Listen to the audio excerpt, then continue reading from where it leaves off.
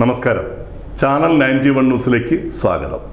നമ്മൾ മലയാളികൾ അങ്ങനെയാണ്, എത്ര അനുഭവിച്ചാലും പഠിക്കില്ല.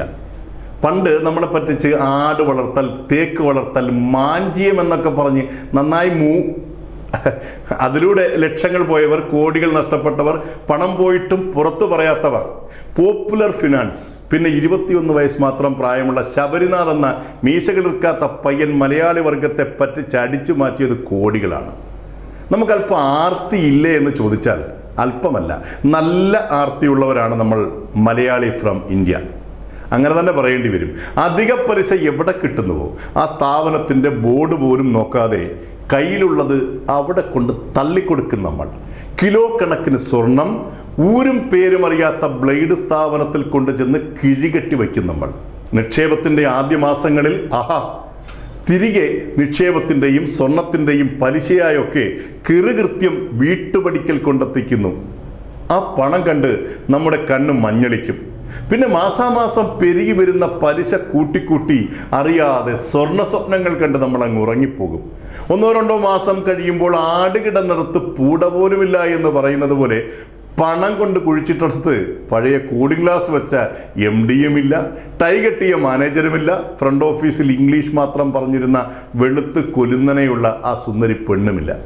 എന്തിനു പറയുന്നു, അവിടെ ഉണ്ടായിരുന്ന ബോർഡിൻ്റെ പൊടി പോലുമില്ല കണ്ടുപിടിക്കാൻ.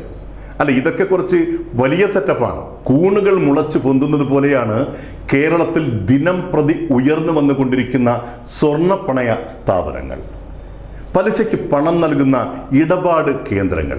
ഒറ്റ ഷട്ടർ മുറിയിൽ ഒരു 35,000-50,000 രൂപ ചിലവാക്കി കണ്ണഞ്ചിപ്പിക്കുന്ന കുറച്ച് ചായം വാങ്ങി ഭിത്തിയിൽ തേച്ച് ഒരു ഗ്ലാസ് വാതിലും ഫിക്സ് ചെയ്ത് പുറത്ത് 2 പ്ലാസ്റ്റിക് കസേരയും അകത്ത് 4 മേശയും ഇട്ട് തുടങ്ങുന്ന തട്ടിപ്പ് വെട്ടിപ്പ് ഇടങ്ങളിലേക്ക് രക്തം വിയർപ്പാക്കി പണം നിക്ഷേപിക്കുന്ന തൊഴിലാളികൾ മാത്രമല്ല, ബെൻസ് BMW കാറുകളിൽ വന്നിട്ട് കിടക്കട്ടെ ഇവിടെയും അധിക പലിശയ്ക്ക് ഒരു 2 CR എന്ന് തീരുമാനിക്കുന്ന കോടീശ്വരന്മാർ വരെയുണ്ട്. ഇതാ പുതിയൊരു കോടി തട്ടിപ്പുകാരൻ കൂടി അകത്തായിരിക്കുന്നു. 500 കോടിയിലധികം രൂപ 100 കണക്കിന് പേരിൽ നിന്നും തൻ്റെ അണ്ണാക്കിലേക്ക് വിഴുങ്ങി ഇപ്പോൾ തിരികെ നൽകാൻ എൻ്റെ കയ്യിൽ 5 പൈസ ഇല്ല എന്ന് പറഞ്ഞ് പോലീസ് പിടിയിലായിരിക്കുകയാണ് തിരുവല്ലയിലെ നെടുമ്പറമ്പിൽ ഫിനാൻസ് ഉടമ NM രാജു. 500 കോടിയിലധികം രൂപ നിക്ഷേപകരിൽ നിന്നും തട്ടിയെടുത്തതിന് പോലീസ് അറസ്റ്റ് ചെയ്തിരിക്കുന്നത് ഈ തട്ടിപ്പുകാരൻ രാജുവിനെ മാത്രമല്ല, ഇയാളുടെ ഭാര്യ ഗ്രേസ്, മക്കളായ അലൻ ജോർജ്, അൻസർ ജോർജ് എന്നിവരെ കൂടിയാണ്. അതായത് കുടുംബം ഒന്നായി ഇറങ്ങിയിരിക്കുകയാണ് നാട്ടുകാരെ. കോട്ടയം, എറണാകുളം, പത്തനംതിട്ട, തൃശ്ശൂർ, ആലപ്പുഴ എന്നീ ജില്ലകളിൽ നിന്നായി 100 കണക്കിന് പേരിൽ നിന്നാണ് Nedumparambil finance, Nedumparambil credit syndicate ഇങ്ങനെയുള്ള ധനകാര്യ സ്ഥാപനങ്ങളിലേക്ക് കോടികൾ സ്വീകരിച്ചിരിക്കുന്നത്. റിയൽ എസ്റ്റേറ്റ്, ടെക്സ്റ്റൈൽസ് എന്നൊക്കെയുള്ള വ്യാജ പദ്ധതികളിൽ നിക്ഷേപിച്ചാണ് പലർക്കും ധാരാളം പണം നഷ്ടമായിരിക്കുന്നത്. ഇത്തരം തട്ടിപ്പ് കേസുകളിൽ പെടുന്നവരെ ഒന്നും തൂക്കിക്കൊല്ലാനുള്ള നിയമം എങ്ങുമില്ല. വിധി ആകാൻ തന്നെ വർഷങ്ങൾ വേണ്ടിവരും. വിധിയായാൽ കുറച്ചു കാലം അകത്ത് കിടക്കേണ്ടി വരും. അത് കഴിഞ്ഞ് പുറത്തിറങ്ങുന്ന ഈ തട്ടിപ്പ് വീരന്മാർക്ക് നന്നായി അറിയാം ഈ പറ്റിച്ചുണ്ടാക്കിയ പണം എങ്ങോട്ടാണ് മാറ്റേണ്ടതെന്ന്. പുറത്തിറങ്ങുന്ന ഇവർ മറ്റു പല പേരുകളിലും നിക്ഷേപിച്ചിരിക്കുന്ന കോടികൾ ചിലവഴിച്ച് ഇന്ത്യയിലെ അതല്ലെങ്കിൽ വിദേശത്തുള്ള ഏതെങ്കിലും ആഡംബര നഗരങ്ങളിൽ ഒട്ടും വിയർക്കാതെ ഒരു പണിയും ചെയ്യാതെ അത്യാഡംബര ജീവിതത്തിൽ സസുഖം വാഴും.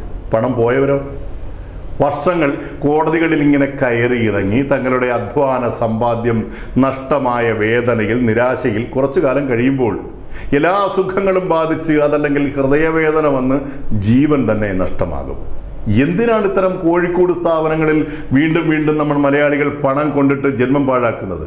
പലിശ അല്പം കുറഞ്ഞാലും വിശ്വാസ്യതയുള്ള സർക്കാർ സ്ഥാപനങ്ങൾ ഉണ്ടല്ലോ.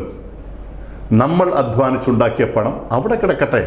അതിലൂടെ നമ്മൾ ചെയ്യുന്നത് രാജ്യസേവനമാണ്.